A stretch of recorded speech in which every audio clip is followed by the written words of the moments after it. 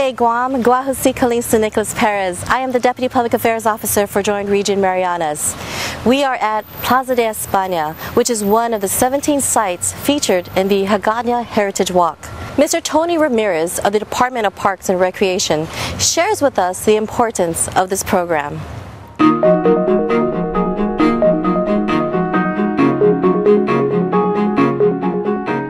So let's talk about the Heritage Walk. How did it first get started?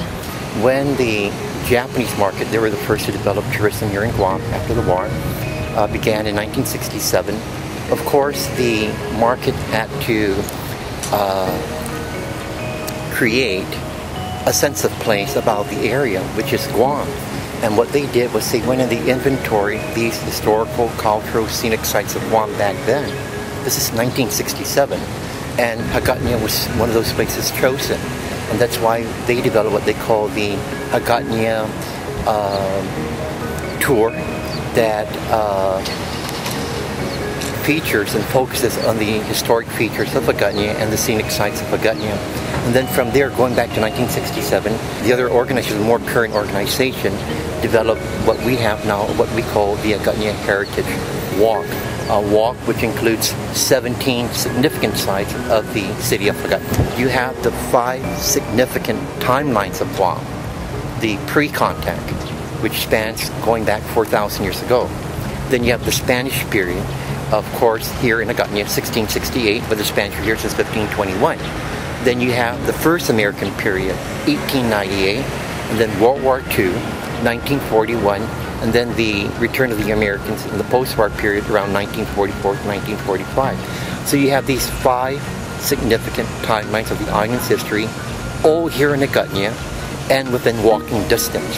So what we did was we wove these 17 sites from the Fort Apugan area to the U.S. Naval Cemetery on East Hagåtña Bay, that you can see the trail. It's a very beautiful walk, it's about 2.5 miles, I believe, that interweaves all these significant sites where people have walked for the last 4,000 years and made an impact in the history of Guam. What do you think is one of the more popular sites along the walk? Well, the 2 more significant sites, and you did ask me that earlier, okay, one is of course the Fort Apugan or Fort Santa Agade area, adjacent to Government House, because from there they see a panoramic view of the entire area of what they call the Hagåtña Heritage Walk. Where we're standing now, the Plaza de Espana, has always been a significant part of Marianas and Guam's history, because it is from here to the seat of government. Hagåtña is our capital since 1668. We're going over 3 centuries ago. And of course, the new addition, the Plaza de Espana, a man-made peninsula, but really one of the most treasured part of the walk, because it is all a coastal walk of the Heritage Trail. Give a sense of what Guam is all about.